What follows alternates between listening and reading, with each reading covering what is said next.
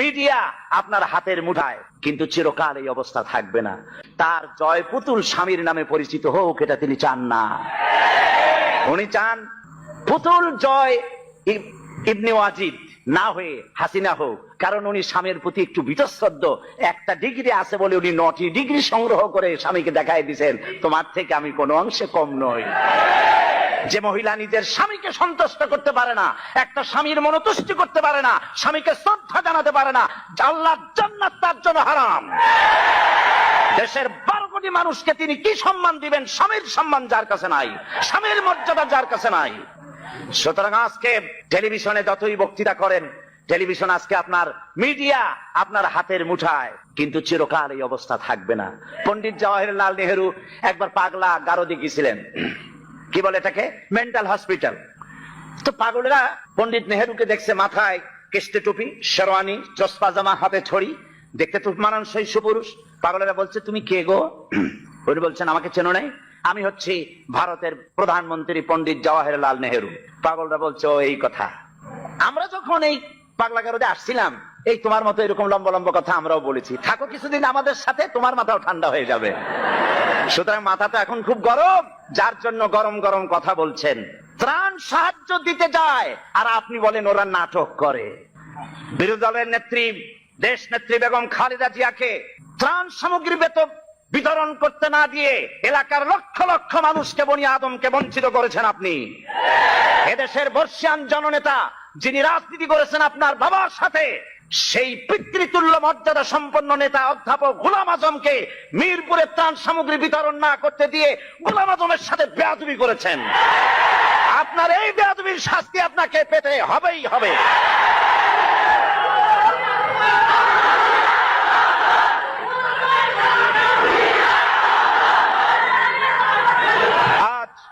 আজ স্পষ্ট করে বলি, বাংলাদেশে বলা হয় শিবির রক কাটে, বলে না?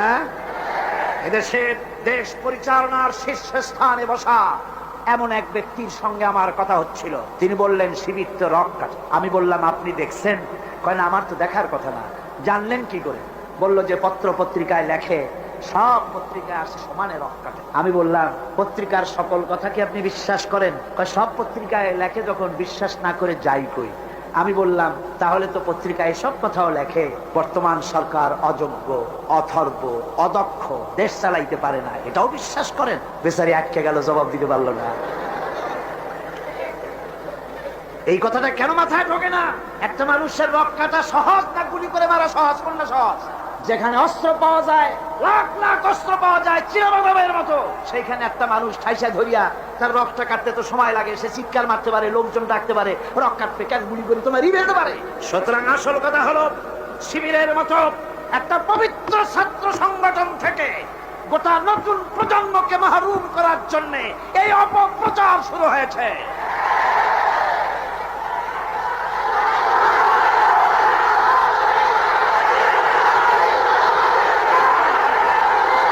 আমার মুসলমান ভাইয়েরা, এজন্য আমি বলতে চাই, আমার ভাইদেরকে বলতে চাই, তোমরা একটুখানি যাদের বিরুদ্ধে লেগেছো, একটুখানি যাইয়া দেখো রাতের আধারে এই ছেলেগুলি কি করে, ওদের রিপোর্ট দেখো। কোরআন শরীফ কয়বার পড়তে হয় তার রিপোর্টে লিখে দিতে হয়, নামাজ 5 ওয়াক্ত পড়ে কিনা লিখতে হয়। আমি জিজ্ঞেস করি চট্টগ্রামবাসীদের কাছে, শিবির এই চট্টগ্রামের এত বড় বিরাট শহরে কোন দোকানে বাকি খাইয়া পয়সা দেয় নাই? একজন বলুন। কার মেয়ের দিকে খারাপ চোখে তাকায়ছে, মেয়ে হাইজাক করেছে, কাকে গুলি করেছে, কোথায় ডাকাতি করেছে? বরং আপনারা ওরা যখন সভ্যদারি করে একটু খোঁজ নিয়ে, ওরা জানে না, এইরকম খোঁজ নিয়া দেওয়ালের কাছে গিয়ে কান লাগায় দেখেন কলেজের ভার্সিটির এই ছেলেগুলি, ওরা কোরআন সরাসরি পড়ে নাই, বাংলায় কোরআন হাদিস বুঝেছে, রাত্রি বেলায় কিভাবে আল্লাহর দরবারে কান্দে, কিভাবে তাহাজ্জুদের নামাজ পড়ে, আর কিভাবে ওদের কলিজার, ওদের ভাই 70টি নেতার কর্মী শাহাদাতের নাজরানা আল্লাহর দরবারে পেশ করেছে পর্যন্ত।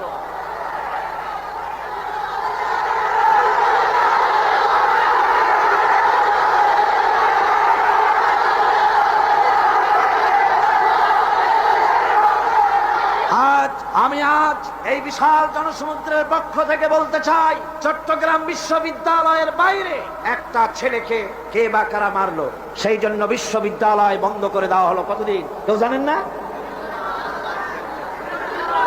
2 মাস 14,000 ছাত্র ছাত্রীর ভবিষ্যৎকে অনিশ্চিত করে দেওয়া হলো। আমরা প্রতিটি হত্যার বিচার চাই, প্রতিটি হত্যার নিন্দা করি, কিন্তু কোন মন্ত্রীর কথা মতো বিশ্ববিদ্যালয় বন্ধ করে রাখা যাবে না। বিশ্ববিদ্যালয় কোন মন্ত্রীর শ্বশুর বাড়ির আবদার নয়, যৌতুক নয়। আজ চট্টগ্রামে বিবেক সম্পন্ন লোকদের কাছে আমি আপিল করে গেলাম, বিশ্ববিদ্যালয়কে খুলে দিতে হবে। এই 14,000 ছাত্র ছাত্রীদের ভবিষ্যৎকে জলাঞ্জলি দেওয়া যাবে না। আপনারা একটা কথা শোনেন, পৃথিবীতে দেশ শুধু বাংলাদেশ না, আরো দেশ আছে না? সন্ত্রাসের কারণে ভারতের ইউনিভার্সিটি বন্ধ হয়েছে বছরে কয়দিন? কোন ইউরোপে কয়দিন? আমেরিকা কয়দিন? বাংলাদেশে বন্ধ হয় কেন?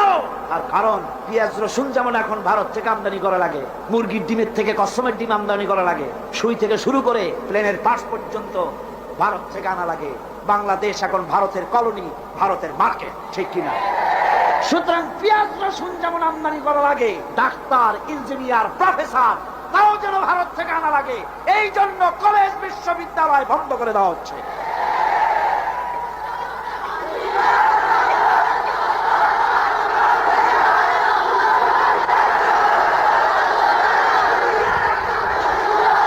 আমি তরুণদের, জওয়ানদের বলবো, বাংলাদেশকে সত্যি যদি ভালোবাসো তাহলে ভারতীয় মুক্ত বাজার অর্থনীতির নামে ভারতের সম্পদ দিয়ে যেভাবে ভারতীয় বাজার দিয়ে বাংলাদেশকে নষ্ট করা হয়েছে, এর প্রতিবাদে তোমাদেরকে রুখে দাঁড়াতে হবে। মুক্তিযোদ্ধাদেরকে বলবো, মুক্তিযোদ্ধারা তোমরা যারা জীবন দিয়ে, রক্ত দিয়ে এই ভূখণ্ডকে একটা সম্পূর্ণ বাংলাদেশে পরিণত করার জন্য জীবন আর রক্তের বিনিময় দেশ স্বাধীন করেছিলে, মনে রেখো, একটা দেশের নামের পরিবর্তনে বা সে দেশের পতাকার পরিবর্তনে দেশের মানুষের ভাগ্যের পরিবর্তন হয় না। মুক্তিযুদ্ধ করে দেশ স্বাধীন হয়েছে ঠিকই, কিন্তু দেশের মানুষের ভাগ্যের উন্নতি হয় নাই। মুক্তিযোদ্ধাদের বলবো, তোমরা আমাদের প্রিয় সন্তান, তোমাদেরকে আরেকটা যুদ্ধ করতে হবে। সেই যুদ্ধ করবা কোরআনের শাসনের জন্য।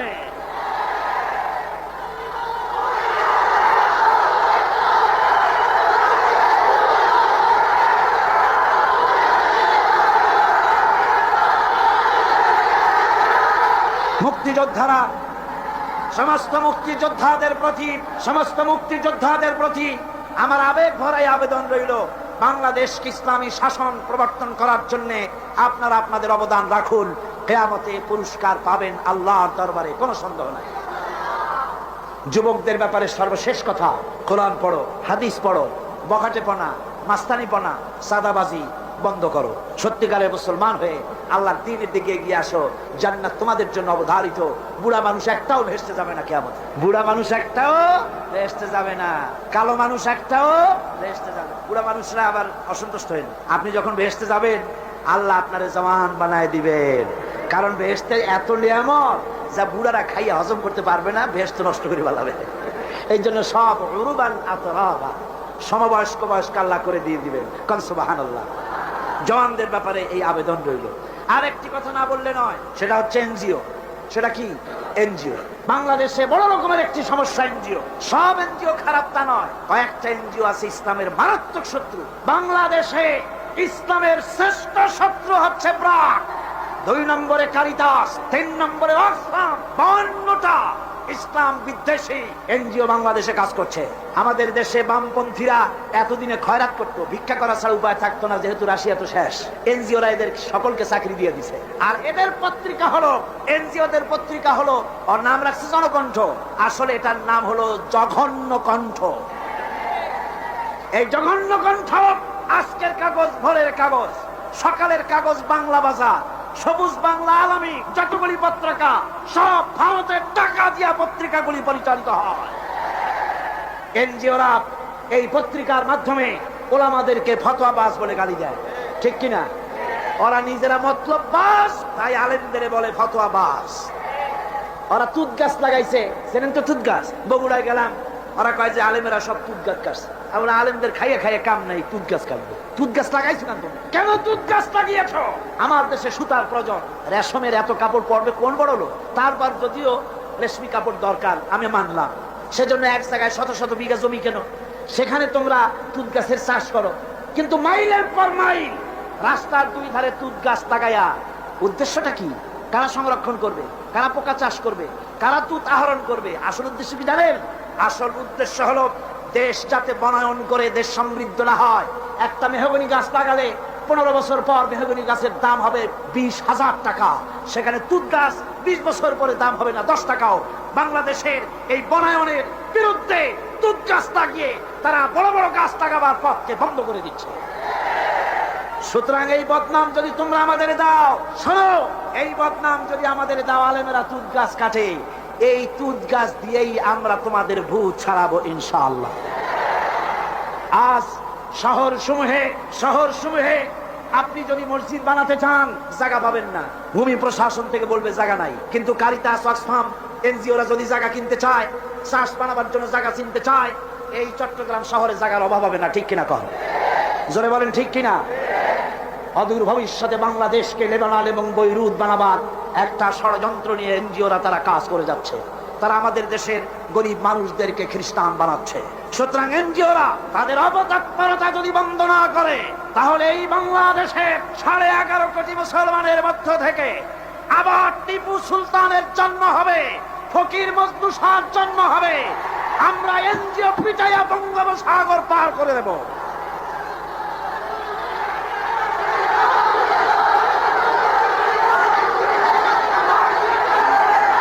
মুসলমান ভাইরা, আমাদের দেশে সব এনজিও খারাপ তা কিন্তু আমি বলি নাই। 800 এনজিও কাজ করে, তার মধ্যে 600 এনজিও বাংলাদেশ বহু ভালো ভালো কাজ করে, আর বিদেশি 200-র ভিতরে 52টা এনজিও কাজ করে ইসলামের বিরুদ্ধে। তার ভিতরে শ্রেষ্ঠ হচ্ছে প্রাণ। একটা বাড়িতে যদি 5টা ছেলে বেকার থাকে আর একটা মেয়ে আছে, বেকার 5টা ছেলেরা তারা চাকরি দেবে না, চাকরি দেবে মেয়ে লোকটাকে। কোন ঠিক কিনা? জোরে কোন ঠিক কিনা? আমাদের মেয়েদেরকে বেপরোয়া করেছে, মোটর সাইকেলে চড়িয়েছে, ইজ্জত নষ্ট করেছে, বাংলাদেশের পারিবারিক বন্ধনকে বিনষ্ট করেছে। সুতরাং এই শয়তানি আমরা আর চলতে দেব না বাংলাদেশে ইনশাআল্লাহ। যখন ইনশাআল্লাহ ভাইরা আমার, এরপরে আমার কথা হচ্ছে সাংবাদিক ভাইদের জন্য। সাংবাদিক ভাইরা যারা সাংবাদিকতা করেন, এটি একটি মহান পেশা। কোন আলহামদুলিল্লাহ। এই মহান পেশার দায়িত্ব যারা নিয়েছেন, আপনার একটা খবরে দেশের মধ্যে উত্তেজনার সৃষ্টি হতে পারে, আবার একটা বস্তুনিষ্ঠ সংবাদ পরিবেশনের কারণে উত্তেজনা প্রশমিত হতে পারে। ঠিক কিনা? সেজন্য সাংবাদিক বন্ধুদের বলবো, নিজের মত, দলের মত সংবাদ পরিবেশনার জন্য প্রভাবিত করতে না পারে, নিরপেক্ষভাবে বস্তুনিষ্ঠ সংবাদ পরিবেশনের চেষ্টা করুন। আমি দুঃখিত, এই চট্টগ্রাম এত বড় সবগুলি ন্যাশনাল পত্রিকার অফিস এখানে আছে কি নাই? আছে কি নাই? একটা মেয়ে লোকের খেমটা নচ হলে পরে পত্রিকার প্রথম পৃষ্ঠায় আসে, লক্ষ লক্ষ জনতার ঢল নামলো, তোমাদের ক্যামেরাম্যান কোথায়, তোমরা কোথায় জিজ্ঞাসা করি। সুতরাং ইসলামের সাথে দুশ্মনী করো না। সময় একদিন আসবে যেদিন তোমরা নিজেরা এসে অনুমতি চাবা একটু খবর নিয়ে যায়। ইনশাআল্লাহ সময় আসবে, ইনশাআল্লাহ ইনশাআল্লাহ। হুজুর যখন প্রথম উমরা করতে গেলেন, চাবি চাইছিলেন সাবির দ্বার রক্ষকের কাছে, চাবি তো দিলই না, আরো গালাগালি দিয়ে দিল। সাহাবীরা বললেন, হুজুর অর্ডার দেন, ওর কল্লারে নামাই দি। হুজুর কয় না।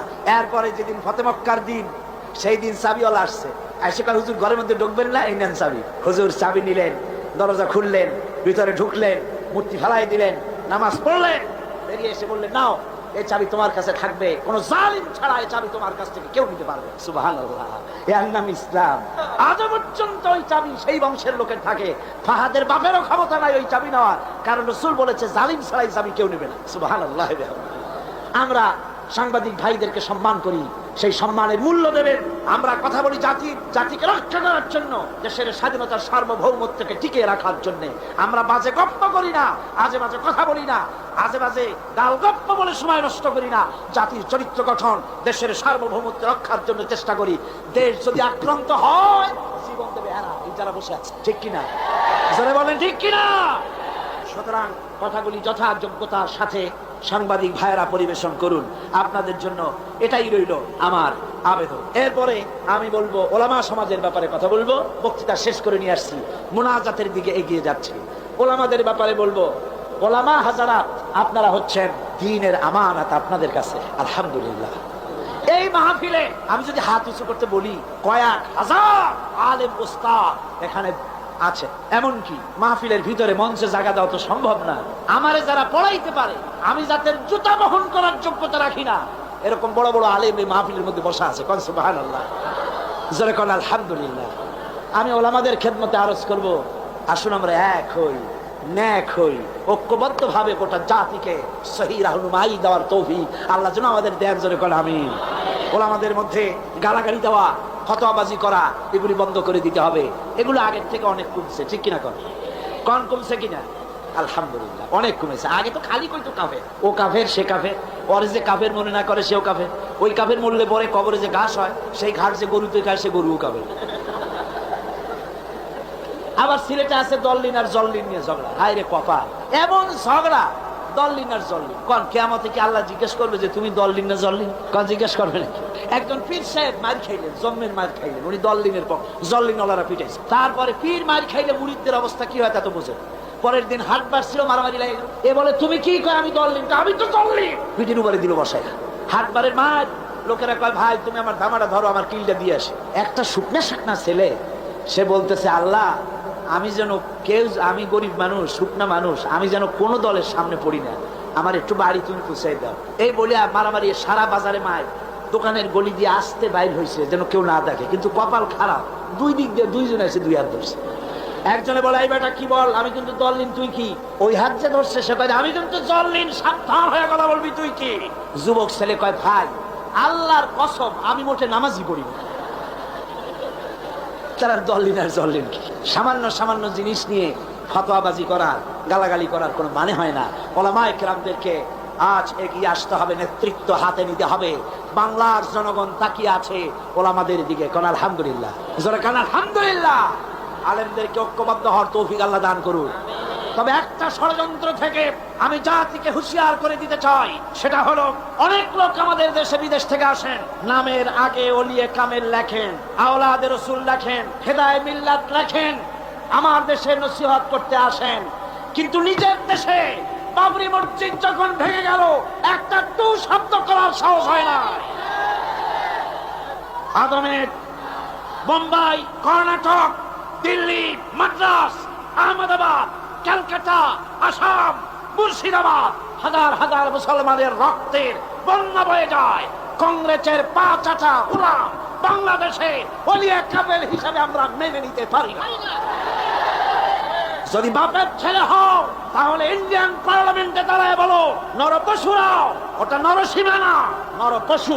আমরা খুশি হতাম যদি বলতে পারতেন তোমার এই পার্লামেন্টে জিন্দিগিতে আর একটা মুসলমান আসবে না যতক্ষণ 24 ঘন্টার ভেতরে এই মসজিদ যদি বানায় না দাও বাবরি মসজিদ। বাপের বেটা হও, নিজের দেশে কথা বলো, আমার দেশে অলির অভাব নাই, আলমের অভাব নাই। আজ মানুষকে ফাঁকি দেওয়া, প্রতারণা করা বরদাস্ত করা হবে না, বরং টাকা দিয়ে আমার দেশের রাজনীতির ভিতরে তারা নাক গলাতে আসে। ঠিক কিনা কর? যারা বলেন ঠিক কিনা? ইন্ডিয়ার এই ষড়যন্ত্র থেকে গোটা জাতিকে এবং উলামায়ে কেরামকে আমি সচেতন করে দিতে চাই। বন্ধুগণ, আল্লাহ রাব্বুল আলামিন আমাদেরকে তৌফিক দিন ষড়যন্ত্রের হাত থেকে বেঁচে এই বাংলাদেশকে আল্লাহর কোরআনের রাষ্ট্রে যেন পরিণত করে দিতে পারি। এ তৌফিক যেন আল্লাহ দেন। জোরে কোন আমিন। এখন মোনাজাত হবে, মোনাজাতের জন্য দাঁড়ানো ভাইরা সবাই বসে পড়েন। যত মুসলমান আছেন সব বসে পড়েন, কেউ আর দাঁড়িয়ে থাকবেন না। মোনাজাত কেউ আর দাঁড়িয়ে থাকবেন না। প্রশাসনিক দায়িত্বশীল ব্যক্তিবর্গ যারা আছেন তাদেরকে অনুরোধ করব, ডিসি, এসপি, জজ, ম্যাজিস্ট্রেট, ডিএনও, এই ধরনের দায়িত্বশীল যারা আছেন তাদেরকে অনুরোধ করব ইনসাফের উপরে ভিত্তি করে প্রশাসনিক দায়িত্ব পালন করবেন। লক্ষ্য রাখতে হবে, খেয়াল রাখতে হবে, আল্লাহর কাছে আপনাদেরকে একদিন আল্লাহর কাছে জবাবদিহি করতে হবে। কথা ঠিক কিনা? মন্ত্রী হন, প্রেসিডেন্ট হন, প্রশাসনে যারা আছেন হক বিচার করবেন, ন্যায় বিচার করবেন। কোন দলের কথা মতো বিবেককে বিক্রি করবেন না।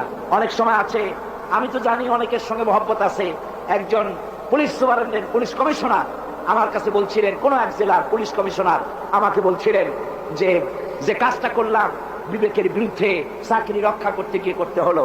বললাম ইমানের বিরুদ্ধে, বিবেকের বিরুদ্ধে যদি চাকরি করতে হয় এমন চাকরি বাদ দিয়া পানের দোকান দিয়ে খান, তাও আপনার সম্মান বাঁচবে, আল্লাহর কাছে ইজ্জত বাঁচবে। সুতরাং দলের কথা নয়, প্রশাসনিক দায়িত্বশীল ভাইদের বলবো দলের কথা মতো নয়, আইন মতো, আইনের শাসন প্রতিষ্ঠা করার জন্য বদ্ধপরিকর হন। কারো টেলিফোনে কোন হাইজাকার, কোন লুটেরা, কোন বদমাস, কোন লুচ্ছা, কোন খুনিকে ছেড়ে দিবেন না। তাতে চাকরি যদি চলে যায় যেতে পারে, ঠিক কিনা?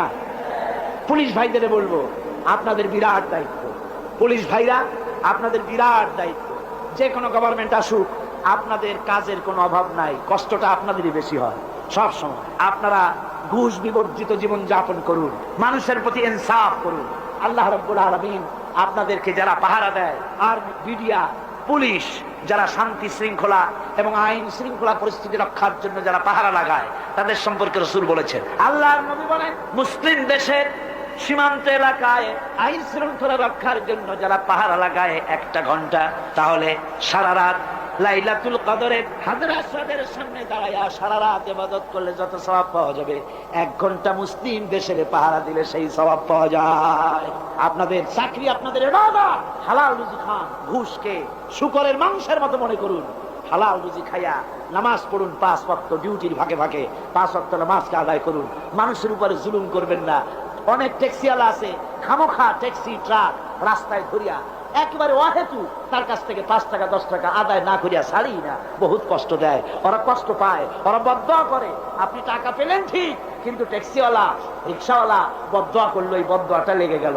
আইনে যদি কিছু হয় সেটা ভিন্ন কথা, কিন্তু বেআইনি ভাবে কার উপর অত্যাচার করবেন না। আল্লাহ পাক পুলিশ ভাইদের প্রতি রহম করুন, আর্মি, বিডিআর সকলের প্রতি রহম করুন। সকলের জন্য দোয়া হবে। এখন একটু ঘোষণা আছে, ঘোষণা শুনুন, তারপরে আমরা মোনাজাত করব। লাইলাতুল মেরাজের এই পবিত্র মোনাজাতে সকলে অংশগ্রহণ করবেন, কেউ বাদ যাবে। এখন মোনাজাত, বইপত্রের শেষ কথা। অধ্যাপক মুফিজুর রহমান সাহেব বলেছেন, ইমানের অগ্নি পরীক্ষা। যে ইমানের কথা এতক্ষণ শুনেছেন, গত 4 দিন শুনেছেন, ইমানের অগ্নি পরীক্ষা। কয়েকজনের দাম জিজ্ঞেস করেছেন, এটা যারা সেপেছে ঢাকায়, আমার লেখা ইমানের অগ্নি পরীক্ষা, এটার হাদিয়া যারা সেপেছে তারা রেখেছে মাত্র 35 টাকা করে। ইমানের অগ্নি পরীক্ষা জিকির আজগার সহ এর মধ্যে আছে, যাওয়ার সময় খরিদ করে নিয়ে যাবেন। আল্লাহ পাক সকলকে তৌফিক দিন। মুনাজাতের আগে আসুন আমরা তওবা পড়ি। সবাই পড়েন আউযুবিল্লাহি মিনাশ শাইতানির রাজীম।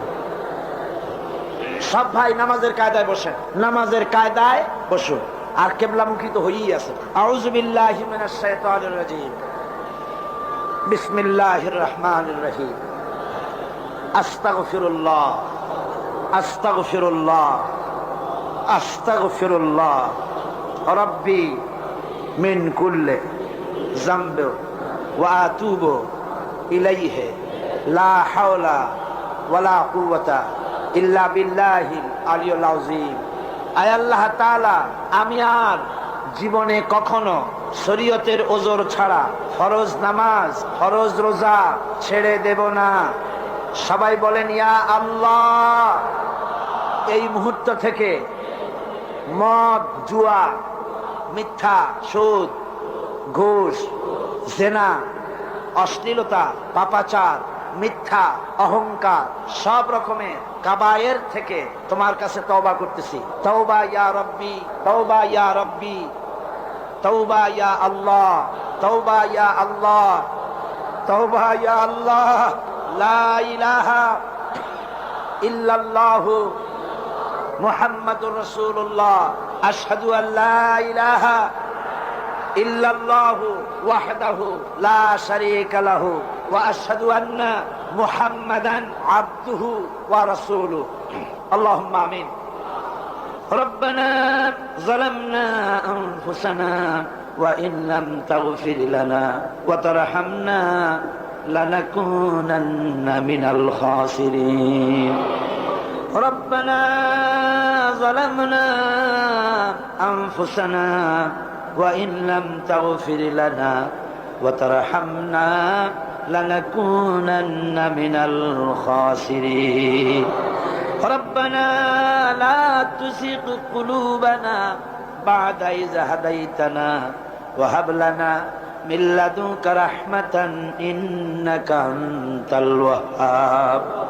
রব্বুল আলামিন 5 দিন ব্যাপী কোরআন শরীফের তাফসীরের মাহফিলের আজকের এই শেষ দিনে গভীর রজনীতে কোরআনে কারীম সামনে নিয়া লক্ষ লক্ষ পুরুষ আর নারী একত্রিত হয়ে গুনার বোঝা মাথায় নিয়ে তোমার দরবারে হাত উঠাইছি।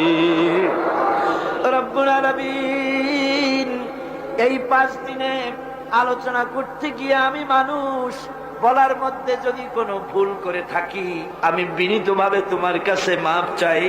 আয় আল্লাহ, তোমার বান্দাদের দিল থেকে, স্মৃতি থেকে সে ভুল কথাগুলি মিটাইয়া দাও। আর হক কথা যা বলেছি আল্লাহ, তেলাওয়াত হয়েছে, দরুদ সালাম হয়েছে, আলোচনা হয়েছে, জিকির আজগার হয়েছে, সওয়াবটুকুন জনাবে মুহাম্মদ রাসূলুল্লাহ সাল্লাল্লাহু আলাইহি ওয়াসাল্লামের রূহ মুবারকে পৌঁছায়া দাও। রব্বুল আলামিন, আদম আলাইহিস সালাম থেকে নিয়ে আজ পর্যন্ত পৃথিবীর মাটির নিচে যত মুমিন মুমিনাত শুয়ে আছে আল্লাহ সকলকে তুমি মাফ করে দাও। রব্বুল আলামিন, এই মুহূর্তে মনে পড়ে গেল আমাদের বাপজানের কথা, আম্মাজানের কথা মনে পড়ে গেল। রব্বুল আলামিন, আমরা আমাদের জনম দুঃখিনী মা যাদের হারায়া গেছে আল্লাহ, একটা অক্ষর মা আর সারা দুনিয়ার মধু এই একটা অক্ষরের ভিতরে, ওই মা যার বিদায় হয়ে গেছে আল্লাহ, কবরটারে বেহেশতের বাগান বানাইয়া দাও। মায়ের বুকে চড়ে মায়ের দুধগুলো চুচে চুচে খেয়ে মাকে কষ্ট দিয়েছে। পৌষ মাসে মাঘ মাসে প্রস্রাব করে দিয়েছি, ভিজা জায়গায় মা নিজে শুয়ে কলিজার টুকরা সন্তানটাকে বুকের উপরে নিয়ে সারাটা রাত কাটাইয়া দিয়েছে। নিজে না খায়া ছেলের মুখে খাবার দিয়েছে। কান্না শুনলে পরে হাজারো কাজ ফালাইয়া রাখা, বাচ্চাকে কোলে নিয়ে শত চুমা দিয়া কান্না মুখে হাসি ফুটাইল যে মা। আল্লাহ, ওই মা যার বিদায় হয়ে গেছে আল্লাহ, কবরটারে বেহেশত বানাইয়া দাও। রব্বুল আলামিন, আমাদের আব্বা জান আমাদেরকে লেখাপড়া শিখাবার জন্য, বাড়িঘর জায়গা জমি করার জন্য কত কষ্ট করেছে। আমাদের আব্বা যাদের মারা গেছে আল্লাহ, আমাদের আব্বাকে জান্নাতুল ফেরদাউস নসিব করে দাও। রব্বুল আলামিন, সকলে সম্মান করে ডাকে, নাম ধরে কেউ তো ডাকে না, বাবা বানায় ফেলেছি আল্লাহ। নাম ধরে ডাকে তো বাপে আর মায়। হায় আল্লাহ, আমাদের বাপজান আমাদের মা যাদের মারা গেছে কবরগুলি বেহেশত বানাইয়া দাও। রব্বির হামহুমা কামা রব্বায়ানি সগীরা। সবাই পড়েন, রব্বির হামহুমা কামা রব্বায়ানি সগীরা। আয় আল্লাহ, আমাদের আব্বা আম্মা যাদের বেঁচে আছে আল্লাহ, আমরা অনেক কারণে অনেক সময় খেদমত যেমনটি করা দরকার পারি না। রব্বুল আলামিন, মা বাপ যাদের বেঁচে আছে সুস্থ রাখো, ভালো রাখো, খাতেমা বিল খাইর করো। অনেকে মায়ের জন্য দোয়া চেয়েছেন, কারো মায়ের পা ভেঙে গেছে, কারো মার অসুস্থ হয়ে আছে। আল্লাহ, সকলের মা যাদের বেঁচে আছে সুস্থ করো, ভালো করো। রব্বুল আলামিন, আমাদের দাদা দাদি নানা নানি আত্মীয় স্বজন যারা কবরে শুয়ে আছে ওদের তুমি যদি শাস্তি দাও তাহলে শাস্তি থেকে বাঁচাবার কেউ নাই। আর যদি তুমি মাফ করে দাও আল্লাহ, তাহলে ঠেকাবার মতো কেউ নাই। আল্লাহ, তুমি দয়া করে আমাদের মুরব্বিয়ান পীর মুর্শিদ যারা মারা গেছে সকলকে মাফ করে দাও। রব্বুল আলামিন, কারাঙ্গিয়ার ছোট হুজুর মারা গেছেন আল্লাহ, আমাকে বড় মোহাব্বত তিনি করতেন, আমিও বড় সম্মান করতাম। আল্লাহ, গারাঙ্গিয়ার হুজুরের রুহের পরে সওয়াব পৌঁছায় দাও। রব্বুল আলামিন, বাসখালীর হুজুরের রুহের পরে সওয়াব পৌঁছায় দাও। তাদেরকে জান্নাতুল ফেরদাউসের মেহমান বানাইয়া দাও। রব্বুল আলামিন, আজকে তোমার আওলাদের রাসূলকে দেখে আসলাম, সৈয়দ আব্দুল্লাহ আল বাদারী। চেহারা দেখলে মনে হয় না যে আর 2-1 দিনও বাঁচবে। আল্লাহ, আওলাদের রাসূল, আমরা তার জন্য দোয়া করি আল্লাহ, তুমি হায়াতে তৈয়বা দাও। চট্টগ্রামবাসীদের জন্য বিরাট নিয়ামত। আয় আল্লাহ, আওলাদের রাসূল আব্দুল আহাদ আল মাদানী আল্লাহ বারবার আমাকে বলতেছিলেন দোয়া করেন যেন ইমানের সাথে মরতে পারি। আল্লাহ, তোমার এই আওলাদের রাসূল যখন নিবা কলেমার উপরে নিয়ে নিও আল্লাহ। যতদিন বেঁচে থাকেন তিনি, তুমি দয়া করে তারে সুস্থ রেখে দিও। রব্বুল আলামিন, এবার আমরা দুনিয়ার মুসলমানদের জন্য কথা বলি মাবুদ, ওরা আমাদের ভাই। আল্লাহ, চেচনিয়ার মুসলমানেরা রাশিয়া কর্তৃক ঘেরাও হয়ে গেছে, ওদের অস্ত্র নাই, ওদের পালাবার জায়গা নাই। আল্লাহ, চেচনিয়ার মুসলমানগুলির হেফাজত করো। আল্লাহ, বসনিয়ার মুসলমানগুলি হেফাজত করো। মুসলমান মারতে মারতে শেষ করে দিল। আল্লাহ, তুমি আমাদের উপরে রাগ করো না। আয় আল্লাহ, কাশ্মীরের মুসলমানগুলি ভারতের জালিম সরকার মেরে মেরে শেষ করে দিল।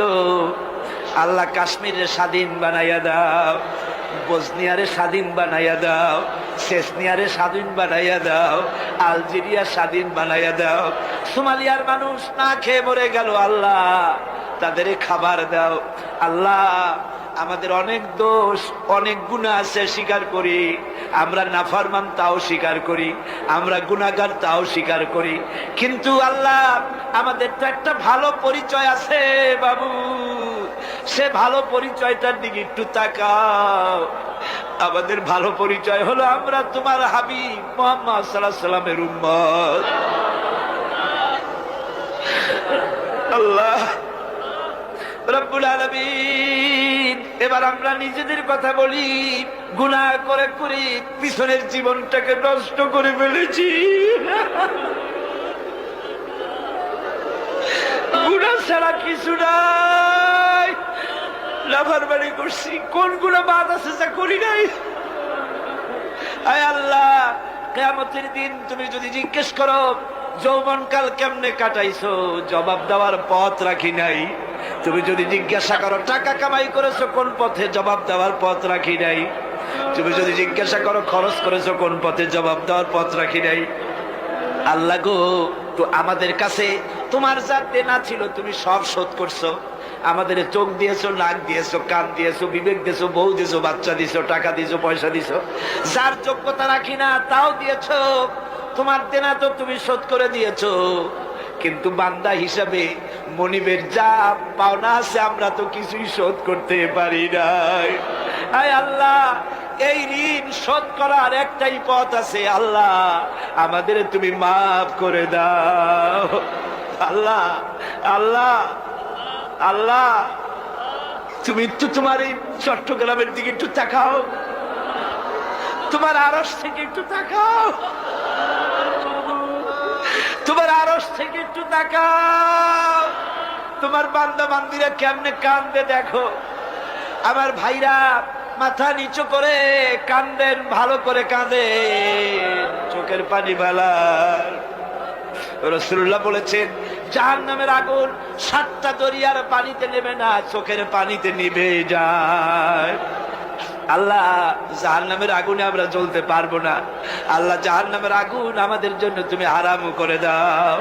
রব্বুল আলামিন, তুমি তাকাও। আয় আল্লাহ, এইভাবে করে যদি মায়ের কাছে দাঁড়াইয়া যদি মা মা বলে কাঁদতাম, এমন নিষ্ঠুর মা কি আছে যে কোলে না নিয়ে পারত? আল্লাহ, মায়ের চাইতে লক্ষ গুণে মায়া তোমার বেশি, আমাদের রহমতের কোলে উঠাইয়া নাও। রব্বুল আলামিন, এই 5 দিনের তাফসীরের মাহফিলের যারা স্বেচ্ছাসেবক ছিল, রাত দিন খাইয়া না খাইয়া, রাত দিন জেগে জেগে কাজ করতে করতে চেহারাগুলি কালো হয়ে গেছে। আল্লাহ, এই স্বেচ্ছাসেবক গুলির জন্য জাহান্নাম হারাম বানাইয়া দিও। আল্লাহ আল্লাহ, মৌলানা শামসুদ্দিন, আয় আল্লাহ, তুমি তার চোখ নিছো, আমরা চোখ ফেরত চাই, শামসুদ্দিনের চোখ ভিক্ষা চাই। আয় আল্লাহ, অধ্যাপক মুফিজ সাহেব, মৌলানা আবু তাহের সাহেব, আহসানুল্লাহ সাহেব, জওয়ান মানুষগুলি ইসলামের কাজ করে করে বুড়ো হয়ে যেতেছে। আল্লাহ, শাহজাহান চৌধুরী, এই ধরনের যত আছে, মুমিনুল হক চৌধুরী, আল্লাহ তোমার এই দিনের খাদেমগুলির চেহারার দিকে তাকায় দেখো। আল্লাহ, সকলের নাম তো আমার মনে আসে না। আল্লাহ, তোমার দিনের খাদেমদের তুমি কবুল করো। আল্লাহ রব্বুল আলামিন, লাইলাতুল মেরাজ, মেরাজের রাত্রে বড় আশা করে কোরআন শরীফ সামনে নিয়া তোমার দরবারে হাত তুলেছি। আল্লাহ, তুমি আমাদের খালি হাতে ফিরাইয়া দিও না। যত মা বোন এসেছেন আল্লাহ মা বোনদেরকে পর্দায় থাকার তৌফিক দাও, ব্যাধি থাকলে মাফ করে দাও, স্বামীর নির্যাতন থাকলে আল্লাহ ভালোবাসায় পরিণত করে দাও, নিঃসন্তানীকে সন্তান দান করে দাও, মা বোন যারা এসেছেন খাদিজার মতো ফাতেমার মতো বানাইয়া দাও রব্বুল আলামিন। এই বাংলাদেশে কোরআনের শাসন চালু হয়েছে, একটা বারের জন্য দেখার তৌফিক দিয়া দাও। আয় আল্লাহ, দুনিয়ার অফিসগুলি যত রাত হতে থাকে অফিসগুলি বন্ধ হয়ে যায়, আর রাত যত বাড়ে তোমারও রহমতের অফিস তত কর্মচঞ্চল হয়। আয় আল্লাহ, এখন রাত দুপুর হয়ে এসেছে, তোমার রহমতের দরজাগুলি খোলা হয়ে গেছে, আল্লাহ রহমতের নজর দিয়া তাকাও। আমার ভাইরা মাথা নিচু করে চক্ষু বন্ধ করে কান্দে, যার যা মনে চাওয়ার আছে স্যার।